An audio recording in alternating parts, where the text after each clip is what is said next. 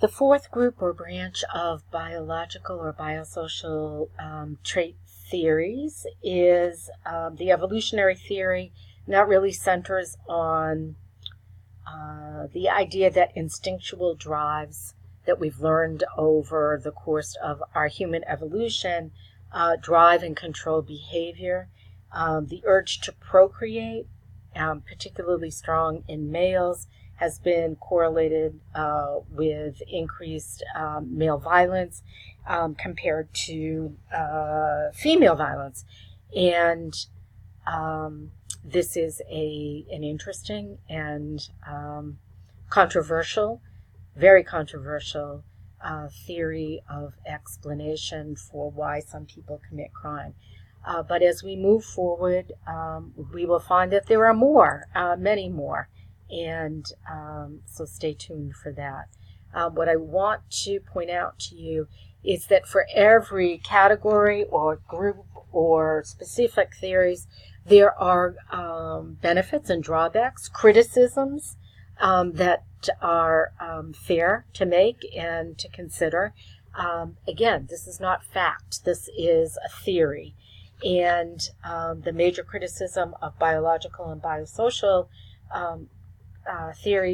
trait theories, is that they fail to take into adequate account of culture, social learning, individual experiences, where we live, how we learn, who we work and play and live with, what is going on in our culture, what we see in mass media, what we see on our streets, and things of that nature.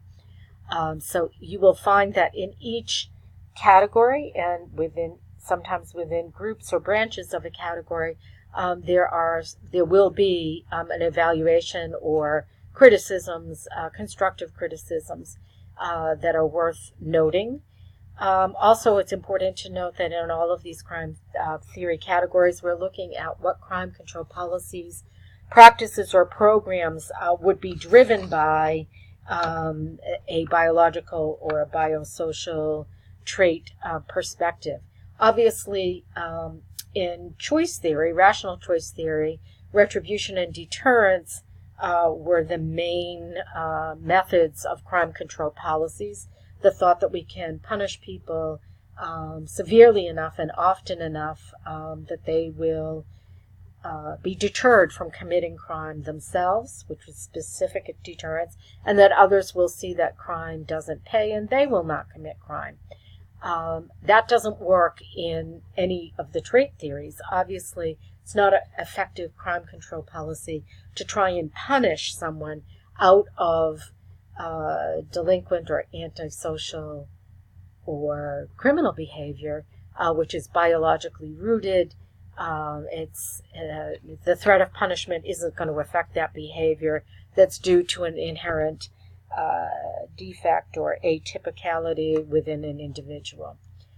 So historically, in present day, for those instances where there is a belief that a major contributor or correlation, not necessarily causation, of criminality, delinquency, or antisocial behavior is rooted in biosocial or biological trait theories, we look to medicine to treat and rehabilitate. That might occur through medication. It might occur through some other physical treatment or even intervention like surgery or therapy. Incapacitation is sometimes considered the only option to remove an offender from society who is unable, by reason of biological or biosocial traits, to conform to the expectations of being a member of a free society.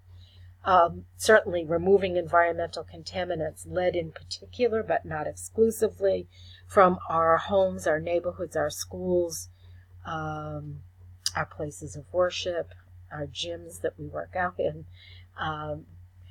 Reducing drinking and smoking is a major crime prevention tool to lower the risk of prenatal damage to a child who's in utero. It has been done in the past. We certainly do not do this presently. Sterilization of the offender in order to prevent him or her from passing along defective genes to future generations has been used in the past.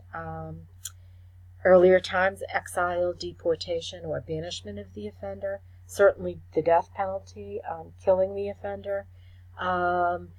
But there is certainly much more that needs to be done in the area of research to identify the links between brain differences and criminality and delinquency. So where we head next is going to be psychological trait theories.